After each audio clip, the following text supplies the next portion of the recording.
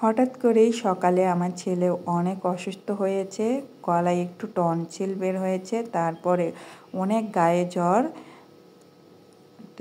ও এখন বায়না ধরেছে, মা আমাকে রোস্ট আর পোলাও রান্না করে দাও।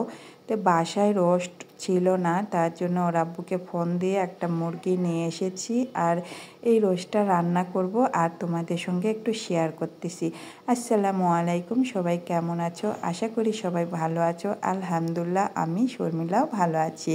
আমি শর্মিলা বাংলাদেশ থেকে তোমাদের সঙ্গে আরেকটি ব্লগ শেয়ার করার জন্য চলে আসলাম। আশা করি এই ব্লগটি তোমাদের ভালো লাগবে এবং আমার পাশেই থাকবে। আমি প্রথমে মাংসগুলো সম্পূর্ণ একটু হালকা মশলা দিয়ে একটু ম্যারিনেট করে রেখে দিলাম। আর এখানে পেঁয়াজ, রসুন আর কিছু মশলা দিয়ে এটা একটু ভেজে নেব। আসলে রোস্টের এই মশলাটা কিন্তু রোস্টের অনেক টেস্ট বাড়াই দেয়, তার জন্য এই মশলাটা অবশ্যই ব্যবহার করবেন। আমি এখানে পেঁয়াজ, রসুন, বাদাম, তেজপাত, দারচিনি এই সব মশলাগুলো আমি এখানে এখন ইউজ করে হালকা করে ভেজে নেব। ভেজে নিয়ে এটার পেস্ট তৈরি করব, কারণ এই পেস্টটাই কিন্তু আমার রোস্টের মজাটা বাড়িয়ে দিবে। আসলে রোস্ট রান্না সবাই পারে, আশা করি এভাবে যদি তোমরা রোস্ট রান্না করে খাও বাসার সবাই প্রশংসা করবে আর বাড়ির উপকরণ দিয়েই তুমি এই রোস্টটা রান্না করে ফেলতে পারবে, বাজার থেকে কিছুই কিনতে হবে না। আশা করি এই রোস্ট রান্নাটা তোমাদের কাছে অনেক অনেক ভালো লাগবে। আমি এই মশলাটা রেডি করে সাইড করে রেখে দিলাম, ব্লেন্ডার করে ফেলবো। আর এখানে আমি মুরগিগুলো যেটা ম্যারিনেট করে রেখেছিলাম ওটা একটু হালকা করে ভেজে নিচ্ছি, কারণ বেশি ভাজা ভাজা করলে মাংসের ভিতরে কিন্তু কোনো রকম মশলা ঢোকে না, তার জন্য অবশ্যই রোস্টের মাংস কিন্তু বেশি ভাজতে যাবে না।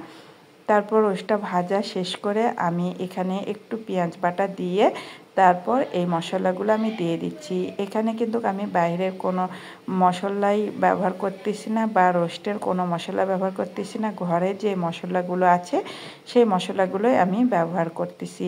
আর যে পেস্টটা আমি বানাই রেখেছিলাম সেটা ব্লেন্ডার করে আমি এখানে দিয়ে দিব। আর আজকে রোস্ট রান্না কিন্তু আমি কোনো রকম পানি ব্যবহার করব না, সম্পূর্ণ রোস্টটাই দুধ দিয়ে তৈরি করব। আসলে দুধ দিয়ে রোস্ট রান্না কিন্তু অনেক মজা হয়, আশা করি তোমাদের ভালো লাগবে এই রেসিপিটা ফলো করলে। আসলে কম বেশি সবাই রোস্ট রান্না জানো, আর এভাবে যদি তুমি ঝটপট রান্না করতে চাও বাইরের থেকে কোনো কিছুই কিনতে হবে না, এভাবে রান্না করে রাখলে সবাই পছন্দ করবে। আমি বাসায় এই রোস্টটা রান্না করলে সবাই অনেক পছন্দ করে আর অনেক মজা করে খায়।